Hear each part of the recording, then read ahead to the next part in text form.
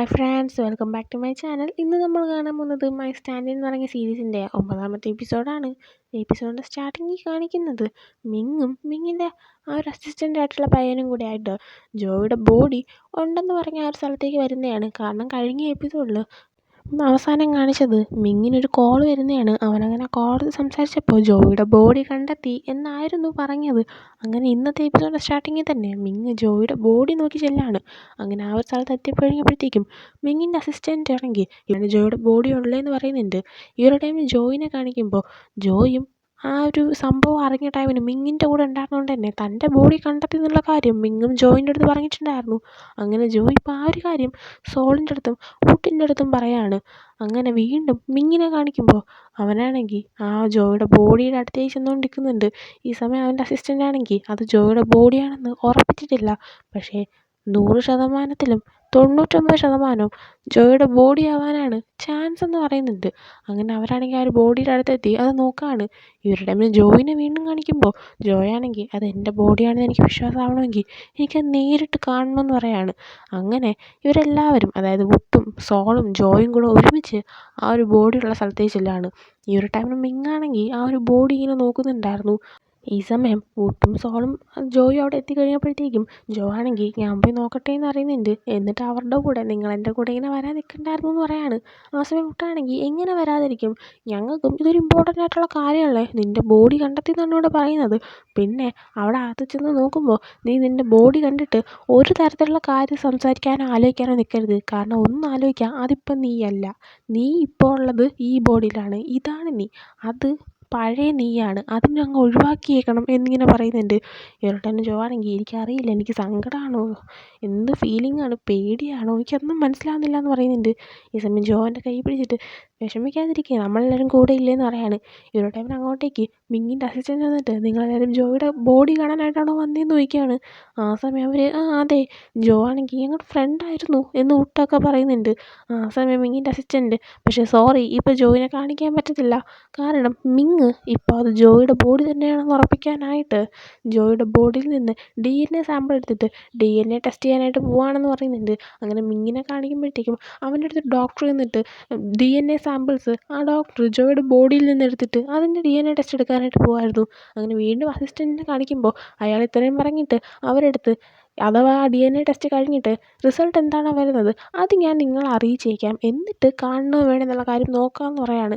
ആ സമയം സോളാണെങ്കിൽ ഏയ് അതൊക്കെ ചോദിക്കാൻ നീ ആരാ, അത് അധികാരിക്കാൻ നീ ആരാ, ഞങ്ങൾ ചെന്ന് കണ്ടിരിക്കും എന്ന് പറഞ്ഞാൽ കണ്ടിരിക്കും എന്ന് സോള് പറയാണ്. ആ സമയം കൂട്ട് വേണ്ട, അതിൻ്റെ ഇടയിൽ ഇപ്പം നമ്മൾ കയറി ചെന്ന് കഴിഞ്ഞാൽ നമ്മൾ നുഴങ്ങിയേറ്റക്കാരാന്നുള്ളൊരു ഇതായി മാറും. അതുകൊണ്ട് ഇപ്പം നമുക്ക് പോകേണ്ടവന് മിങ് മുമ്പ് കണ്ടിരുന്ന ആ ഒരു സന്യാസിനെ കാണിക്കുമ്പോൾ അയാളെ മിങ് കോൾ ചെയ്തിട്ട് നിങ്ങൾ ഇത്രയും കാലം പറയുന്ന കേട്ടിട്ട് ആ ഒരു പുതിയതായിട്ട് വന്ന ജോയാണ് പഴയ ജോയെന്ന് ഞാൻ വിശ്വസിച്ചു. പക്ഷേ ഇപ്പോൾ പഴയ ജോയുടെ ബോഡി എനിക്ക് കണ്ടെത്താൻ സാധിച്ചു, നിങ്ങളെന്തായാലും പറ്റിക്കുമായിരുന്നു എന്നിങ്ങനെ ചോദിക്കുകയാണ്. ആ സമയം അയാളാണെങ്കിൽ അത് പഴയ ജോ ആണെന്ന് നിനക്ക് 100% ഉറപ്പുണ്ടോ എന്ന് ചോദിക്കുകയാണ്. ആ സമയം മിങ് പിന്നല്ലാണ്ട് അത് ജോ ആവാതെ വേറെ ആരാവാനാന്ന് പറയാണ്.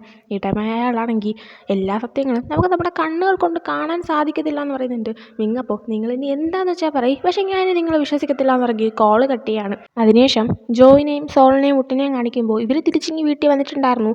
അങ്ങനെ അവരിങ്ങനെ ഇരിക്കുന്ന സമയത്താണെങ്കിൽ നമ്മുടെ സോളിന് ഇപ്പോഴും ജോയുടെ DNA ടെസ്റ്റിൻ്റെ കാര്യങ്ങളെല്ലാം നോക്കാനും അത് ജോ ആണെന്ന് ഉറപ്പിക്കാനായിട്ട് മിങ് നോക്കുന്നതും ആ ഒരു അവകാശം മൊത്തം മിങ്ങിന് കിട്ടിയതിലും തീരെ താല്പര്യം ഉണ്ടായിരുന്നില്ല, തീരെ ഇഷ്ടപ്പെടുന്നുണ്ടായിരുന്നില്ല. അതുകൊണ്ട് തന്നെ വുട്ടിൻ്റെ അടുത്ത് നിങ്ങളെന്തിനാ അവനെ അതിന് സമ്മതിച്ചത്, നിങ്ങളെന്താ അതിൻ്റെ ഇടയ്ക്കൊന്നും കയറാത്ത, എന്തിനാണ് മിങ്ങിന് ചെയ്യാനായിട്ട് കൊടുത്തത് എന്നൊക്കെ ചോദിച്ചിട്ട് ദേഷ്യപ്പെട്ടുകൊണ്ടിരിക്കുകയാണ്. ആ സമയം വുട്ടാണെങ്കിൽ ഒന്ന് സമാധാനിക്കാനായിട്ട് സോളിൻ്റെ അടുത്ത് പറയുന്നുണ്ട്. ആ സമയം സോളാണെങ്കിൽ സത്യം പറഞ്ഞെങ്കിൽ എനിക്ക് തീരെ ഇഷ്ടപ്പെടുന്നില്ല എന്ന് പറയാണ്. ഈ ഒരു ടൈമിന് നമ്മുടെ ജോ ആണെങ്കിൽ വുട്ടിൻ്റെ അടുത്ത് ഞാനൊരു കാര്യം ചോദിച്ചോട്ടെ, കുറേ സമയമായിട്ട് ഞാനൊരു കാര്യം ചോദിക്കണമെന്ന് വിചാരിച്ചിരുന്നതാ, എൻ്റെ വീടൊക്കെ എന്തിനാണ് നിങ്ങൾ മിങ്ങിന് കൊടുത്തത്, അതെടുക്കാനായിട്ട് നിങ്ങളെന്തിനാ അവനെ സമ്മതിച്ചതെന്ന് ചോദിക്കുകയാണ്.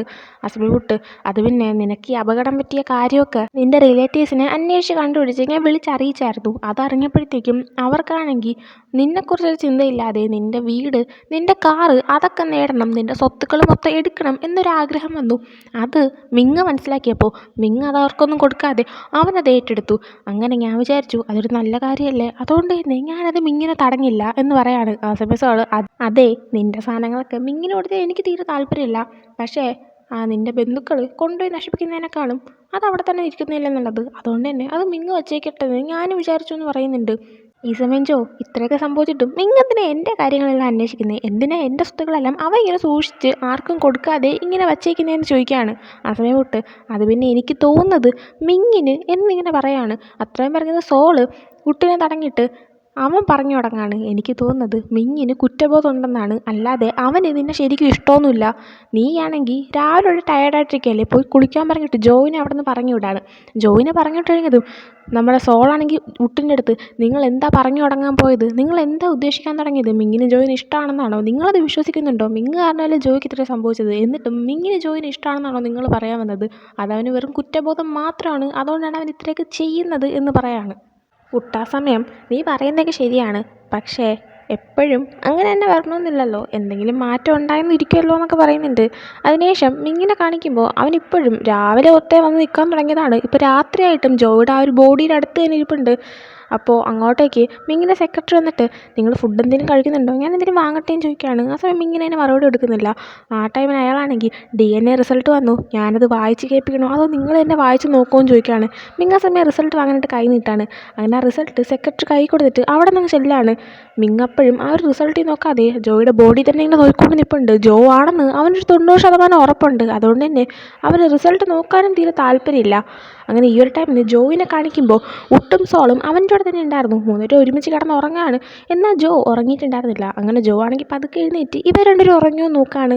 അങ്ങനെ ഉറങ്ങിയെന്ന് ഉറപ്പ് വന്നതും ജോ ഡ്രസ്സൊക്കെ എടുത്തിട്ടിട്ട് അങ്ങോട്ടേക്ക് നേരെ ജോയുടെ ബോഡിയുള്ള സ്ഥലത്തേക്ക് ചെല്ലാണ്. അങ്ങനെ അവിടെ ചെന്നതും ആ ഒരു ബോഡി ഇരിക്കുന്ന ആ റൂമിൻ്റെ വെളിയിലായിട്ട് തന്നെ മിങ്ങിൻ്റെ അസിസ്റ്റൻ്റ് നിൽപ്പുണ്ടായിരുന്നു. അങ്ങനെ ജോയിനെ കണ്ടത് മിങ്ങിൻ്റെ അസിസ്റ്റൻ്റ് നീ എന്താ ഇവിടെയും ചോദിക്കുകയാണ്. ആ സമയം ജോ ആണെങ്കിൽ അത് പിന്നെ ഞാൻ ആ ഒരു ജോയുടെ ബോഡി കാണാനായിട്ട് വന്നേന്ന് പറയുന്നുണ്ട്. ആ സമയം മിങ്ങിൻ്റെ സെക്രട്ടറി ആണെങ്കിൽ അതെന്തിനാണ് നീ കാണാൻ വരുന്നത്, ഉട്ടും സോളും ആയിരുന്നു കാണാനും അന്വേഷിക്കാനും വന്നിരുന്നെങ്കിൽ മനസ്സിലാക്കാമായിരുന്നു, പക്ഷേ നീ എന്തിനാണ് ആ ജോയിനെ അന്വേഷിക്കുന്നത് എന്നിങ്ങനെ ചോദിക്കുകയാണ്. ആ സമയം ജോ ആണെങ്കിൽ പ്ലീസ് പ്ലീസ് എന്നെ അകത്തേക്ക് കയറ്റിവിടെന്ന് പറയുന്നുണ്ട്.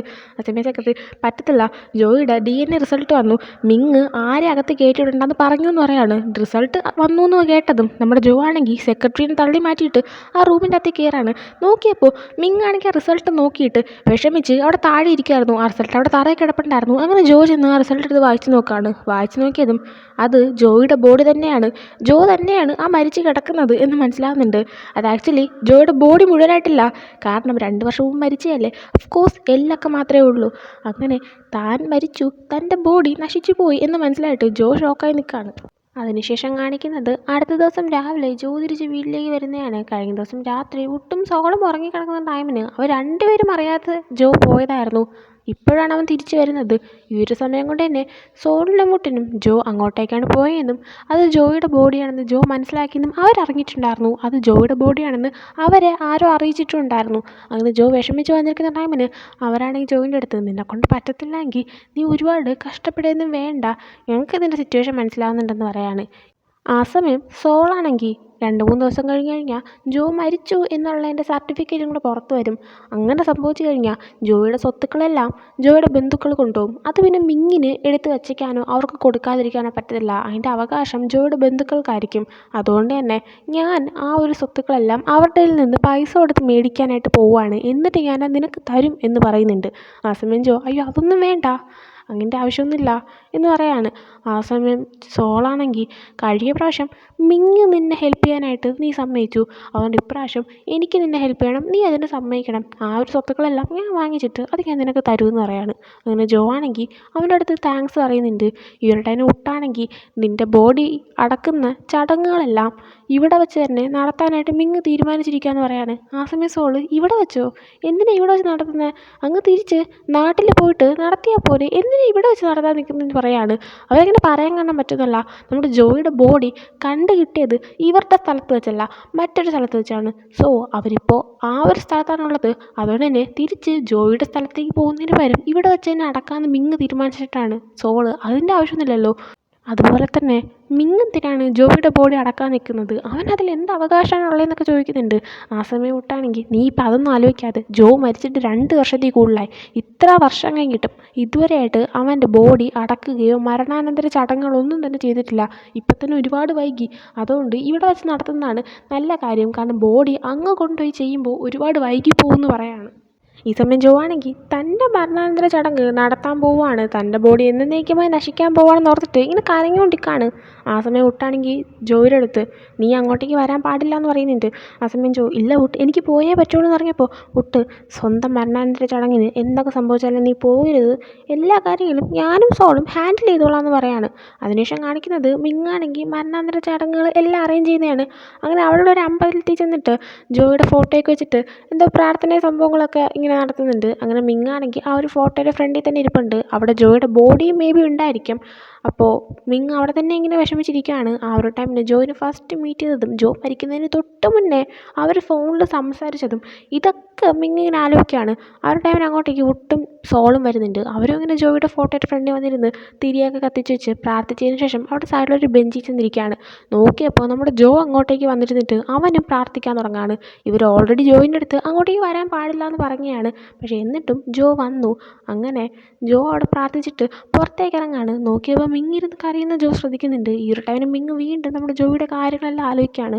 അങ്ങനെ അവിടെ അങ്ങോട്ടേക്ക് അവരുടെ ബോഡി കത്തിക്കാനായിട്ടുള്ള, അതായത് പ്രാർത്ഥനയൊക്കെ നടത്തുന്ന ആൾക്കാരൊക്കെ വരാണ്. അങ്ങനെ മിങ് നല്ലപോലെ വിഷമിക്കുന്നുണ്ട്. ഈ സമയം ജോയുടെ ബോഡി കൊണ്ടുപോയിട്ട് കത്തിക്കുവാണ്. അപ്പോൾ അവരുടെ അസ്ഥിയും സംഭവങ്ങളൊക്കെ കിട്ടുമല്ലോ. അപ്പോൾ അങ്ങനെ ആ ഒരു ചടങ്ങും സംഭവങ്ങളൊക്കെ നടക്കുന്നുണ്ട്. ഈ സമയം ജോ അത് മറ്റൊരിടത്ത് നിന്ന് കാണുന്നുണ്ടായിരുന്നു. അവനും അവിടെ തന്നെ ഉണ്ടായിരുന്നു. മിങ് ആ ഒരു ചടങ്ങ് നടക്കുന്നതിൻ്റെ അവിടെ തന്നെ ഉണ്ട്. അങ്ങനെ ഇതെല്ലാം കഴിഞ്ഞ് ജോയുടെ ബോഡി കത്തിച്ച് കഴിയാണ്. ആ ഒരു ടൈമിന് മിങ് വളരെയധികം വിഷമിക്കുകയാണ്. ഒരുപാട് കരയുന്നുണ്ട്. ഇത് കണ്ടപ്പോൾ ജോയ്ക്ക് ദേഷ്യവും സങ്കടവും ഒക്കെ വരാണ്. മിങ് ഒറ്റൊരാൾ കാരണമാണ് തൻ്റെ ലൈഫ് ഈ അവസ്ഥയിലായത്. താൻ മരിച്ചത്, തൻ്റെ ബോഡി കത്തി നശിച്ചത്. എന്നിട്ടും അത്രയൊക്കെ സംഭവിക്കാൻ കാരണക്കാരനായിട്ടും മിങ് ഒന്നും അറിയാത്ത പോലെ നിന്ന് കരയുന്ന കണ്ടിട്ട് ജോയ്ക്ക് എന്തോ പോലെ ഭയങ്കര ദേഷ്യം വന്നിട്ട് ഉടനെ തന്നെ താനിപ്പോൾ പുതിയ ജോയാണ്, പഴയ ജോയല്ല എന്നൊന്നും ഓർക്കാതെ അവൻ നേരെ മിങ്ങിൻ്റെ അടുത്തേക്ക് എന്നിട്ട് അവൻ്റെ കോളറിൽ പിടിച്ചിട്ട് എന്ത് കാണിക്കാനാണ് നീ ഇപ്പം കരയുന്നത്? ഇപ്പം കരഞ്ഞിട്ട് എന്താ കാര്യം? എല്ലാം സംഭവിച്ചു കഴിഞ്ഞില്ലേ? ഇപ്പം എന്തുണ്ടാക്കാനാണ് നീ കരയുന്നതെന്ന് ചോദിച്ചുകൊണ്ട് അവൻ്റെ അടുത്ത് ദേഷ്യപ്പെട്ടുകൊണ്ടിരിക്കുകയാണ്. ഇതാണ് പെട്ടെന്ന് ഒട്ടും സോളം ചെന്ന് ജോവിനെ അവിടെ നിന്ന് പിടിച്ചുകൊണ്ട് പോവാണ്. ഇവിടെയാണ് മിങ് കരയാണ്. അങ്ങനെ ജോവിനെ മറ്റെടുത്ത് കൊണ്ട് മാറ്റി നിർത്തിയ ശേഷം ഉട്ടാണെങ്കിൽ ഇങ്ങോട്ട് വരണ്ടാന്ന് ഞാൻ നിന്നോട് പറഞ്ഞല്ലേ എന്ന് പറയാണ്.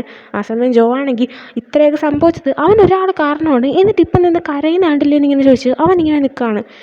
ആ സമയം അങ്ങോട്ടേക്ക് മിങ് വന്നിട്ട് ജോയുടെ സാധനങ്ങളെല്ലാം ഞാൻ എടുക്കുകയാണ്, അവൻ്റെ അസ്ഥിയും ഒക്കെ ഞാൻ എടുത്ത് വയ്ക്കാൻ പോവുകയാണ്, അവൻ്റെ സാധനങ്ങളെല്ലാം ഇനി എൻ്റേതാണെന്ന് പറയാണ്.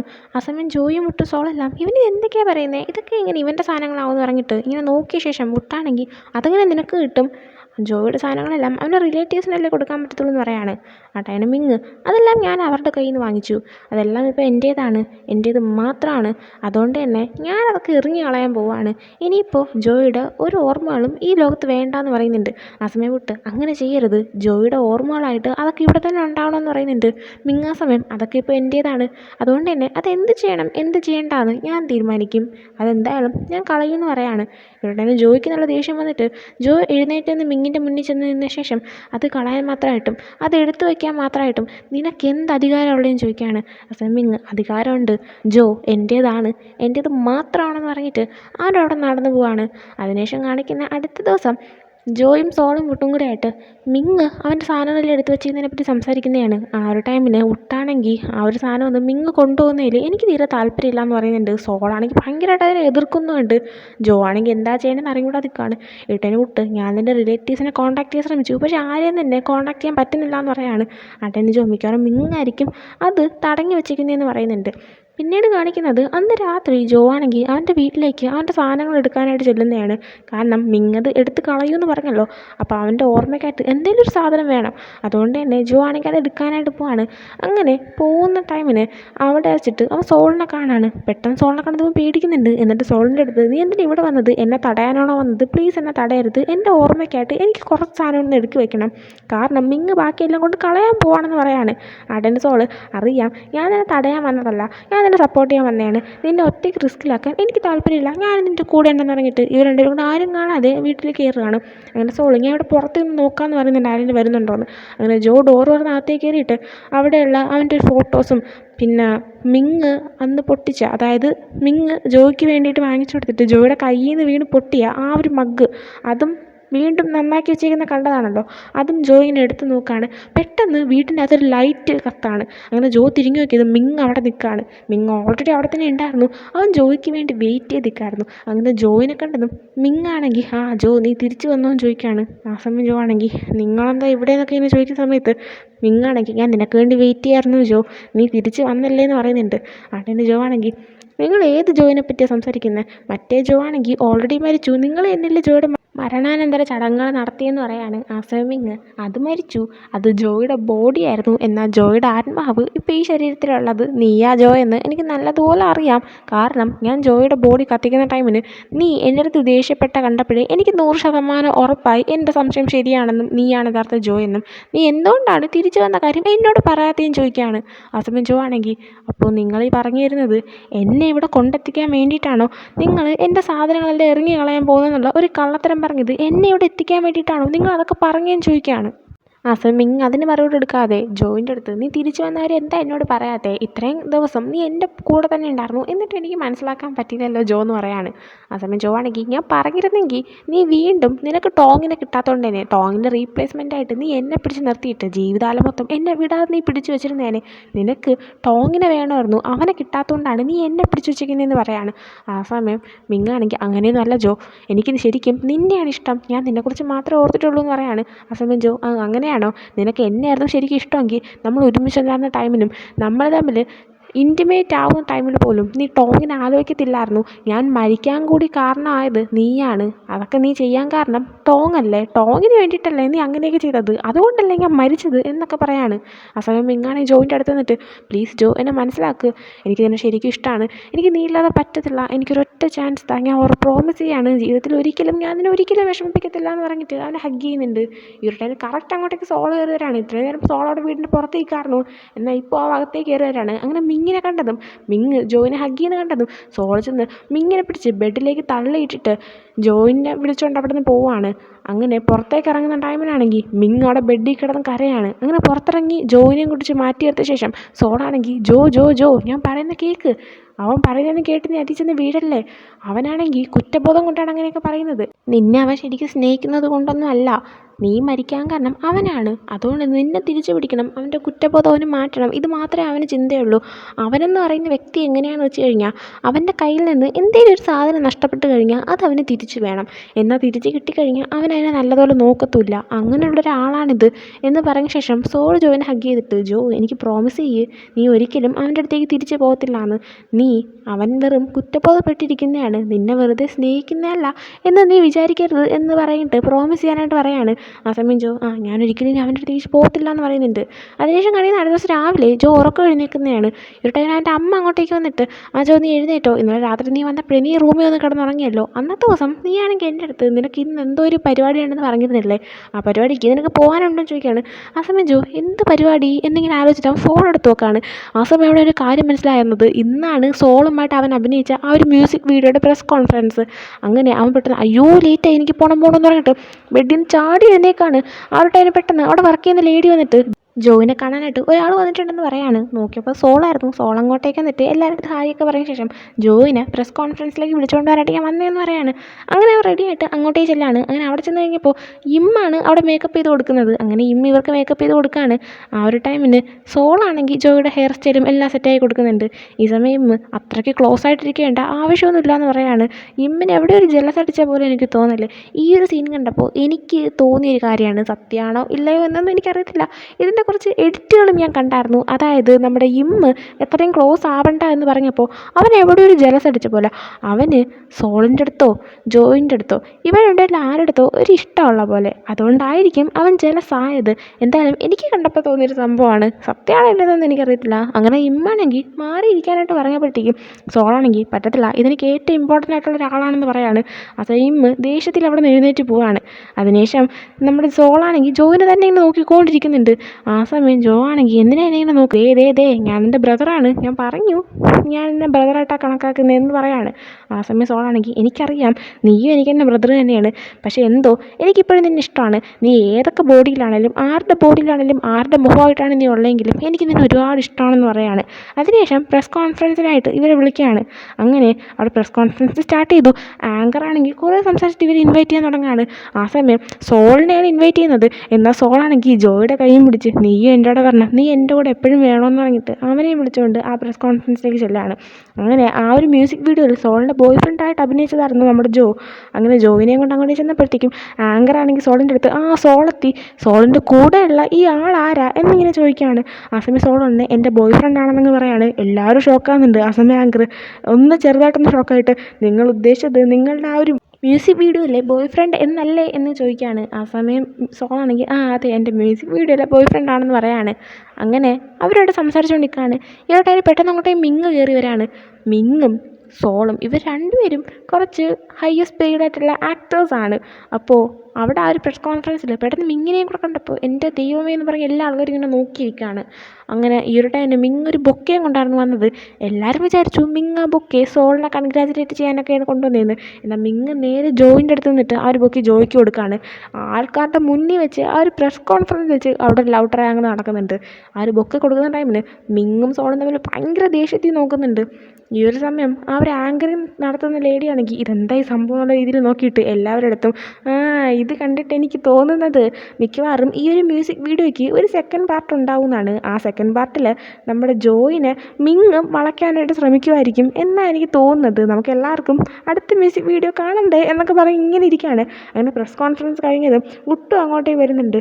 ആ സമയം സോളാണെങ്കിൽ ഉട്ടിൻ്റെ അടുത്ത് ഇൻവൈറ്റ് ചെയ്യാതെ മിങ് ഇവിടെ വന്ന എന്തിനാണ്, ആരാണ് ഇവിടെ വിളിച്ച് വരുത്തിയത് എന്നിങ്ങനെ ചോദിക്കുകയാണ്. ആ സമയം അങ്ങോട്ടേക്ക് മറ്റൊരാൾ വരികയാണ്. അതൊരു ഇമ്പോർട്ടൻ്റ് ആയിട്ടുള്ള, അതായത് ഇവരുടെ കാളും കുറച്ച് ലെവലിൽ നിൽക്കുന്ന ഈ ഒരു മൂവി കാര്യങ്ങളെല്ലാം ഇൻവോൾവ് ആയിട്ടുള്ള ഒരാളാണെന്നാണ് എനിക്ക് തോന്നുന്നത്. അയാൾ അങ്ങോട്ടേക്ക് വന്നിട്ട് ഞാനാണ് വിളിച്ചതെന്ന് പറയുന്നുണ്ട്. മിങ് കഴിഞ്ഞ ദിവസം തന്നെ കാണാമെന്നായിരുന്നു, തനിക്കും ആ ഒരു പ്രസ് കോൺഫറൻസിൽ പങ്കെടുക്കണമെന്ന് പറഞ്ഞു, അതുകൊണ്ടാണ് ഞാനും മിങ്ങിനെ ഇപ്പോൾ ഇതിൽ കയറ്റിയിട്ടത്. സോൾ നീ ഇതിൽ ദേഷ്യപ്പെട്ടിട്ട് കാര്യമില്ല, കാരണം മിങ്ങും കൂടെ വന്നപ്പോൾ ഈ ഒരു പ്രസ് കോൺഫറൻസ് വമ്പൻ ഹിറ്റായി. സോഷ്യൽ മീഡിയയിൽ എല്ലായിടത്തും ഇതിനെക്കുറിച്ചാണ് ചർച്ച. ഇതിപ്പോൾ ട്രെൻഡിങ് നമ്പർ 1 ആയിട്ട് നിൽക്കുകയാണ്, കാരണം മിങ്ങും ഇതിൽ പാർട്ടിസിപ്പേറ്റ് ചെയ്തു. അതിന് നീ മിങ്ങിനോട് താങ്ക്സ് പറയണമെന്ന് പറയുന്നുണ്ട്. എന്നിട്ട് അയാളാണ് നേരെ ജോയിൻ്റെ അടുത്തേക്ക് ചെല്ലാണ്. ആ സമയം അയാൾ നിന്നെ ഫസ്റ്റ് കണ്ടപ്പോൾ നീ ഒരു സൂപ്പർ സ്റ്റാർ എന്ന് വിചാരിച്ചത്, എന്ത് സുന്ദരനാണ് നിന്നെ കാണാൻ, കുറേ നേരം തന്നെ നോക്കിക്കൊണ്ടിരിക്കുമ്പോൾ നിന്നെ കാണാൻ പഴയ ജോയിനെ പോലെ തന്നെ ഉണ്ടെന്നൊക്കെ പറയുന്നുണ്ട്. ആ ഒരു ടൈമിന് ഉട്ടാണെങ്കിൽ അതിനെക്കുറിച്ച് കൂടുതൽ സംസാരിക്കാതിരിക്കാനായിട്ട് അയാളുടെ അടുത്ത് വാ പോവാന്ന് പറയുന്നുണ്ട്. കൂടെ സോളിനെ വിളിച്ചുകൊണ്ടങ്ങ് ചെല്ലാണ്. അപ്പോഴത്തേക്കും നമ്മുടെ ജോ ആണെങ്കിൽ മിങ്ങിനോടൊന്നും സംസാരിക്കാതെ അങ്ങ് പോകുന്നുണ്ട്. അതിനുശേഷം ആണെങ്കിൽ ഈ പ്രസ് കോൺഫറൻസ് കഴിഞ്ഞൊരു പാർട്ടി നടക്കുന്നതാണ്. അങ്ങനെ ജോ അവിടെ ഇരിക്കുന്ന ടൈമിൽ മിങ് അവൻ്റെ അടുത്തേക്ക് നിന്നിട്ട് മിങ്ങാണെങ്കിൽ അവനോട് സംസാരിച്ച് തുടങ്ങാണ്. ആ ഒരു ടൈമിൽ മിങ്ങാണെങ്കിൽ എന്താ നീ ഇതിലൂടെ ഭയങ്കര ഫേമസ് ആവുമെന്നാണോ നിനക്ക് തോന്നുന്നത്, അങ്ങനെയൊന്നും സംഭവിക്കാൻ പോകുന്നില്ല എന്ന് പറയാണ്. ആ സമയം ജോ എന്തുകൊണ്ട് സംഭവിക്കത്തില്ല, ഇപ്പോൾ ഈ ഒരു മ്യൂസിക് വീഡിയോയിൽ അഭിനയിച്ചപ്പോൾ തന്നെ എനിക്ക് ഒരുപാട് ഫാൻസായി, എനിക്ക് ഒരുപാട് ഫോളോവേഴ്സിനെയൊക്കെ കിട്ടി, ഞാൻ എന്തായാലും ഇനി ഓപ്പർച്യൂണിറ്റീസ് തേടി പോകുമെന്ന് പറയുന്നുണ്ട്. ആ സമയം മിങ്ങാണെങ്കിൽ നീയും സോളും ഒരേ കമ്പനിയിലാണ് വർക്ക് ചെയ്യുന്നത്, എന്തായാലും ഫസ്റ്റ് സോളിനായിരിക്കും അവർ ഇമ്പോർട്ടൻസ് കൊടുക്കുകയും അവനായിരിക്കും കൂടുതൽ ഓപ്പർച്യൂണിറ്റീസും അവർ കൊടുക്കാൻ പോകുന്നത്. അതുകൊണ്ട് നിനക്കൊന്നും കിട്ടാൻ പോകുന്നില്ല, പക്ഷേ നീ എൻ്റെ അടുത്തോട്ട് വാങ്ങി അതിനെ പൊന്നു വരെ നോക്കണം, നിനക്ക് വേണ്ടതെന്ന് ഞാൻ തരുമെന്ന് പറയാണ്. ആ സമയം ജോ ആണെങ്കിൽ ഒരിക്കലുമില്ല, ഞാൻ നിൻ്റെ കൂടെ വന്നിട്ട് ഒരിക്കൽ പാഠം പഠിച്ചതാണ്, ഇനി ഞാൻ ആ ഒരു അബദ്ധത്തിൽ ചെന്ന് വീഴത്തില്ല എന്ന് പറയുന്നുണ്ട്. ഇടയിൽ കറക്റ്റ് അങ്ങോട്ടേക്ക് സോൾ വന്നിട്ട് മിങ്ങിനെ പിടിച്ച് മാറ്റുകയാണ്. ആ ഒരു ടൈമിന് ജോ ആണെങ്കിൽ വേണ്ട സോൾ, ഇവിടെ ഒരുപാട് ആൾക്കാരുണ്ടെന്ന് പറയുന്നുണ്ട്. അപ്പോൾ സോളാണെങ്കിൽ അതൊന്നും എനിക്കൊരു പ്രശ്നമില്ലെന്ന് പറഞ്ഞിട്ട് നമ്മുടെ മിങ്ങിൻ്റെ കോളറിൽ പിടിക്കുകയാണ്. പിന്നെ അവിടെ അടി തുടങ്ങുകയാണ്. ഈ ഒരു ടൈമിന് അങ്ങോട്ടേക്ക് ഉട്ടും ആ ഒരാളും നേരത്തെ വന്ന ആ ഒരാളും വരുന്നുണ്ട്. കാരണം ഇവരിന് അടി ഉണ്ടാക്കുന്ന കാണാണ്. അവിടെ നിന്ന് ആൾക്കാരെല്ലാവരും പാർട്ടിയിൽ ജോയിൻ ചെയ്തെന്ന് എല്ലാവരും കാണുന്നുണ്ട്. അങ്ങനെ ഉട്ട് പെട്ടെന്ന് ഇവരെയൊക്കെ തടങ്ങിയിട്ട് ബാക്കിയുള്ളവരടുത്ത് അതൊന്നുമില്ല, അടുത്ത ഈ മ്യൂസിക് വീഡിയോയുടെ പാർട്ട് 2 സീൻസ് എങ്ങനെയാണ് ഇവരിങ്ങനെ ഡിസ്കസ് ചെയ്തിങ്ങനെ നോക്കുമായിരുന്നു, നിങ്ങൾ പാർട്ടി കണ്ടിന്യൂ ചെയ്യുന്നൊക്കെ പറഞ്ഞിട്ട് നേരെ ഇവരുടെ ചെന്നിട്ട് അടി ഉണ്ടാക്കാതിരിക്കാൻ പറയാണ്. ഈ സമയം നേരത്തെ വന്ന ആ ഒരാളാണെങ്കിൽ ജോയിൻ്റെ അടുത്ത് എനിക്ക് എന്നോട് സംസാരിക്കുന്നുണ്ട്, എൻ്റെ കൂടെ വാന്ന് പറഞ്ഞിട്ട് അങ്ങോട്ടേക്ക് വിളിച്ചുകൊണ്ട് പോവാണ്. ഈ സമയം നമ്മുടെ മിങ് അവിടെ നിന്ന് പോകുന്നുണ്ട്. അങ്ങനെ അയാൾ ജോയിനെയും കൊണ്ട് പുറത്തേക്ക് പോവാണ്. എന്നിട്ട് ജോയിൻ്റെ അടുത്ത് നിന്നിട്ട് ഞാൻ ഈ ഇൻഡസ്ട്രിയിൽ വർഷങ്ങളായി വർക്ക് ചെയ്യാൻ തുടങ്ങിയിട്ട് എനിക്ക് ഇതിനെപ്പറ്റി എല്ലാം അറിയാം, നമ്മുടെ ഇൻഡസ്ട്രിയിൽ ഒരുപാട് സുന്ദരമായ ആൺപിള്ളേരും സുന്ദരികളായ പെൺകുട്ടികളൊക്കെ ഉണ്ട്. എന്നാലും എല്ലാവരും ഫേമസ് ആവുന്നില്ല, എല്ലാവർക്കും ചാൻസ് കിട്ടുന്നില്ല. അതിന് കാരണം എന്താണെന്ന് നിനക്കറിയോ? ചിലർക്ക് ഓപ്പർച്യൂണിറ്റീസ് തേടി വരും, ചിലർക്ക് എത്ര തേടിയാലും അത് കിട്ടത്തുമില്ല. എന്നാൽ നിനക്കിപ്പോൾ നിൻ്റെ ലൈഫിലെ ഓപ്പർച്യൂണിറ്റി, നിനക്ക് സക്സസ് ആവാനുള്ള ഓപ്പർച്യൂണിറ്റി നിൻ്റെ മുന്നിൽ വന്ന് നിൽക്കുകയാണ്. നീ അത് ഒഴിവാക്കി കളയരുത് എന്നാണ് ഞാൻ പറയുന്നത്. ഒഴിവാക്കി കളയാതിരുന്നാൽ നിനക്ക് നല്ലതെന്ന് പറഞ്ഞിട്ട് അവർ കാറിലേക്ക് കയറാനായിട്ട് പറയാണ്. ആ സമയം ജോയ്ക്ക് കാര്യം മനസ്സിലാവുന്നില്ല. അങ്ങനെ അത്രയും പെട്ട് അയാൾ അവിടെ നിന്ന് പോവാണ്. ആ ടൈമിൽ പതുക്കെ കാറിൻ്റെ ഡോർ ഓപ്പൺ ആവുകയാണ്. നോക്കിയപ്പോൾ അത് മിങ്ങായിരുന്നു. മിങ്ങ് ഇയാളെ പറഞ്ഞ് വശത്താക്കി വെച്ചേക്കായിരുന്നു. ഇയാൾ കൊണ്ട് പറയിപ്പിച്ച് ജോയിനെ തൻ്റെ അടുത്തേക്ക് എത്തിക്കാനുള്ള ശ്രമമായിരുന്നു. അങ്ങനെ ജോയ്ക്ക് കാര്യങ്ങളൊക്കെ മനസ്സിലാവുന്നുണ്ട്. പക്ഷേ ജോ ആ സമയത്ത് ഒന്നും മിണ്ടാതെ കാറിൽ കയറുന്നുണ്ട്. അങ്ങനെ കാറോട് തടന്ന് പോവാണ്. ആ സമയം മിങ്ങാണെങ്കിൽ ജോയിനോട് സംസാരിക്കാൻ ശ്രമിച്ചപ്പോൾ ജോ ആണെങ്കിൽ മിങ്ങിൻ്റെ അടുത്ത്, നീ എന്താ ചെയ്യാൻ ഉദ്ദേശിക്കുന്നത്, എന്നെ എവിടെ കൊണ്ടുവരാൻ ഉദ്ദേശിക്കുന്നത്, ഞാൻ പറഞ്ഞതല്ല, എനിക്ക് എൻ്റെ ലൈഫിൽ ഇനി വരാൻ തീരെ താല്പര്യമില്ലെന്ന് പറയാണ്. ആ സമയം മിങ്ങാണെങ്കിൽ നിന്നെ ഇപ്പോൾ വീണ്ടും നിൻ്റെ ഫസ്റ്റ് ലൈഫിലുണ്ടായിരുന്ന പോലെ എൻ്റെ അടുത്തേക്ക് എത്തിച്ചിരിക്കുകയാണ്, ഇത് എൻ്റെ ചാൻസ് ആണെന്ന് പറയാണ്. ആ സമയം പെട്ടെന്ന് ജോ, നിൻ്റെ ചാൻസോ? ഇത് എനിക്കുള്ള ചാൻസാണ്, എനിക്ക് കിട്ടിയ സെക്കൻഡ് ചാൻസാണ്. എൻ്റെ ലൈഫിൽ ഞാൻ ചെയ്ത തെറ്റുകളിൽ നിന്ന് എനിക്ക് രക്ഷപ്പെടാനുള്ള ചാൻസാണ്. ഞാൻ ചെയ്ത ഒരു തെറ്റ് നീയായിരുന്നു. അതുകൊണ്ട് പ്ലീസ് എൻ്റെ ലൈഫിൽ നിന്ന് ഇറങ്ങിപ്പോ, എൻ്റെ കൺമുമ്പിൽ വരരുത്, മര്യാദയ്ക്ക് വണ്ടി നിർത്ത്, ഇല്ലെങ്കിൽ ഞാൻ പോകുമെന്ന് പറഞ്ഞിട്ട് മിങ്ങിൻ്റെ അസിസ്റ്റൻ്റായിരുന്നു കാർ ഓടിച്ചത്. അങ്ങനെ അവൻ്റെ അടുത്ത് വണ്ടി നിർത്താനായിട്ട് പറയുന്നുണ്ട്. എന്നാൽ മിങ് ഒന്നും മിണ്ടാത്തതുകൊണ്ട് തന്നെ അവൻ വണ്ടി നിർത്തുന്നില്ല. ആ സമയം മിങ് ജോയിനെ തടയാൻ ശ്രമിക്കുന്നുണ്ട്. ആ സമയം ജോ, വണ്ടി നിർത്താനല്ലേ പറയുന്നത്, അല്ലെങ്കിൽ എനിക്ക് ഇറങ്ങാൻ അറിയാമെന്ന് പറഞ്ഞിട്ട് ഓടിക്കൊണ്ടിരിക്കുന്ന വണ്ടിയിൽ നിന്ന് അവൻ ഇറങ്ങാൻ ശ്രമിക്കുകയാണ്. പെട്ടെന്ന് അവൻ ഇറങ്ങുമെന്ന് മനസ്സിലായതും മിങ്ങിൻ്റെ അസിസ്റ്റൻ്റ് വണ്ടി നിർത്തുന്നുണ്ട്. അങ്ങനെ ജോ വണ്ടിയിൽ നിന്ന് ഇറങ്ങുകയാണ്. ആ സമയം മിങ്ങും അവൻ്റെ പുറകെ ഇറങ്ങുന്നുണ്ട്. പക്ഷേ ജോ അന്ന് മൈൻഡ് ചെയ്യാൻ നടന്നു പോയപ്പോൾ മിങ്ങ് വന്ന് ജോയിനെ ഹഗ് ചെയ്തിട്ട് പ്ലീസ് ജോ പോവല്ലേ പോവല്ലേ എന്നൊക്കെ പറയുന്നുണ്ട്. എന്നാൽ ജോ മൈൻഡ് ചെയ്യാതെ മിങ്ങിനെ വിട്ടിട്ട് വീണ്ടും പോവാണ്. അങ്ങനെ പക്ഷേ മിങ്ങ് വിടാതെ തന്നെ ജോയിൻ്റെ അടുത്ത് നിന്നിട്ട് പ്ലീസ് ജോ എന്നെ വിട്ട് പോകല്ലേ, എനിക്ക് നിന്നെ വേണം, എനിക്ക് നീ ഇല്ലാതെ പറ്റത്തില്ല എന്ന് പറയാണ്. ഇതും കാണിച്ച് ഈ ഒരു എപ്പിസോഡ് എൻഡ് ആവുകയാണ്. ഈ ഒരു എപ്പിസോഡ് ഇഷ്ടപ്പെടാണെങ്കിൽ ലൈക്ക് ചെയ്യുക, ഷെയർ, സബ്സ്ക്രൈബ് ചെയ്യുക. Next video bye.